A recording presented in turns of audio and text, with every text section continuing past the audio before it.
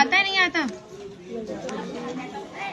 श्रीमद् भागवत में नहीं आता, नहीं आता, बिल्कुल नहीं आता। क्योंकि सुखदेव जी राधा रानी को परम गुरु मानते थे। जब राधा रानी का नाम ही श्रीमद् भागवत जी में नहीं दिया तो विवाह का उल्लेख कैसे हो सकता है? लेकिन श्रीमद् भागवत जी को छोड़ के 12 ग्रंथ ऐसे हैं जो हमारी लाडली जी के विवाह का उल्लेख करते हैं।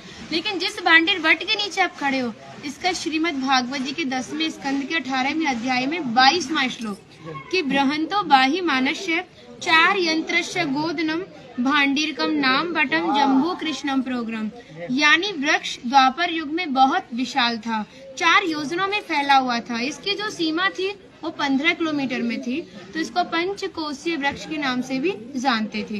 कान्हा जी इन्हीं की शाखाओं पर चढ़ के यमुना मैया को आर पार किया करते थे। मान्यता है कान्हा जी की जो 9 लाख गाय थी, दोपहर के समय इसी वृक्ष के नीचे बैठ के विश्राम करती थी।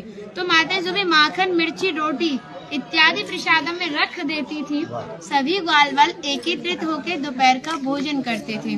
और भांडीर वन में सबसे बड़ा विशेष पर इसी प्रसादी का बताया गया है, क्योंकि आप कभी किसी विवाह में जाते हैं तो बिना अन्न प्रसादी के नहीं आते। आप तो लाडली जी के विवाह स्थली आए हो। यहाँ पर जो दुर्वासा मुनि थे, जो दूब घास होती है उसी का रसपान करते थे। ब्रज की गोपियों ने इसी वट वृक्ष के नीचे उनको 56 प्रकार के व्यंजन खिलाए थे। यहाँ पर राधा कृष्ण में मल्ल युद्ध हुआ था, उसमें ये तय था कि जो भी हारेगा उसको भंडारा करना होगा। तो जब हमारे कान्हा जी हार गए थे तो ग्वाल वालों के साथ मिलके यहाँ पे भंडारा किया, उसी के नाम पर इसका नाम भांडीर वन पड़ा। यहाँ पर ब्राह्मण पत्नियों ने भी कान्हा जी को भोजन प्रसादी खिलाई है, और ठाकुर जी ने ब्रजवासियों से ये टुकड़े मांग के पाए थे, तभी नाम दिया था इसका मधुकरी। मांग के पाना मतलब मधुकरी। तभी शास्त्रों में ब्रजवासियों को अपना हृदय बताया और कहा कि जब तक ब्रजवासी की कृपा नहीं होगी, ठाकुर जी की कृपा बहुत दूर की बात है। यानी सर्वप्रथम ब्रजवासी की कृपा होना बहुत जरूरी है, जब ही हमारे ठाकुर जी हमारे ऊपर कृपा करते हैं। हमारी राधा रानी ने स्कंद पुराण में इस स्थान के बारे में ये कहा था कि जो भी गुप्त वृंदावन आएगा वो मोक्ष को प्राप्त होगा। यानी भांडीर वन को ही उन्होंने गुप्त वृंदावन कह के संबोधित किया। तो कान्हा बोले तुम इतनी बड़ी बात को कह रही हो, लोग पाप करेंगे और सीधे दौड़े भांडीर वन चले जाएंगे, क्योंकि आपने तो मोक्ष धाम ही भांडीर वन को कह दिया। तब हमारी लाडली जी ने कहा नहीं कान्हा, मैं जिस पर विशेष कृपा करूंगी, जिसके प्रति मेरी भक्ति भाव दोनों सच्चे हैं और भक्त मेरी शादी में उपस्थित है। यानी आज से 5,500 वर्ष पूर्व आप इस स्थान पर थे। मनुष्य तो कोई था नहीं, तो अपने आप को कीड़े मकोड़े, घास फूस, पतझड़ इत्यादि अपने आप को मान सकते हो। जो भक्त उनकी शादी में उपस्थित था वो भक्त कई बार वृंदावन आएगा, जब जाके गुप्त वृंदावन आएगा, और डायरेक्टली नहीं, किसी न किसी के माध्यम से। इस स्थान तक पहुंचने के लिए माध्यम का होना बहुत जरूरी है, और सारा श्रेय भी माध्यम को जाता है, क्योंकि माध्यम ही हमें ऐसे दिव्य स्थान पर पहुंचाता है।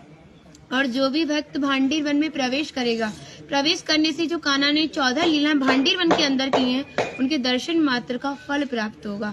और जो भी यहाँ की एक किनका प्रसादी पाएगा और एक रात्रि निवास करेगा, वो इस ब्रज गौलोक धाम से वैकुंठ गौलोक धाम को जाएगा, क्योंकि जो हमारे ठाकुर जी ने गौलोक धाम को इस 84 कोस में ही बांटा है।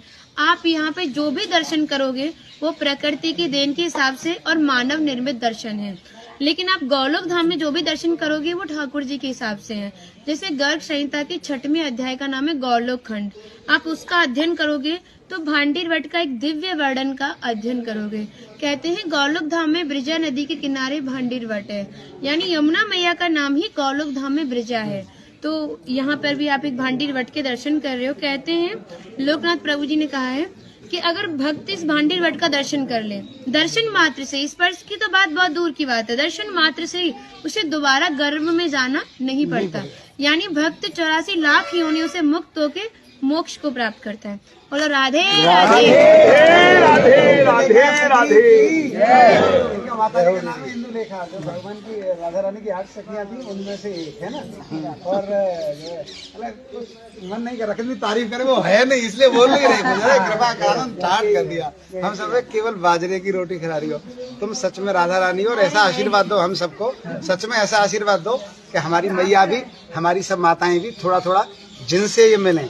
देखिए भक्ति का स्तर है, ये कितना बड़ा, ये कितना है, तो इनको जो इनसे छोटी भक्ति में ने ये भी उनको कुछ ऐसी बातें बता के भगवान की ओर आकर्षित करें। सबको ऐसा आशीर्वाद दो। आप ब्रजवासी हो इसलिए सक्षम हो, दे बहुत सकती भक्ति हो। बढ़े और ब्रज में वास मिले।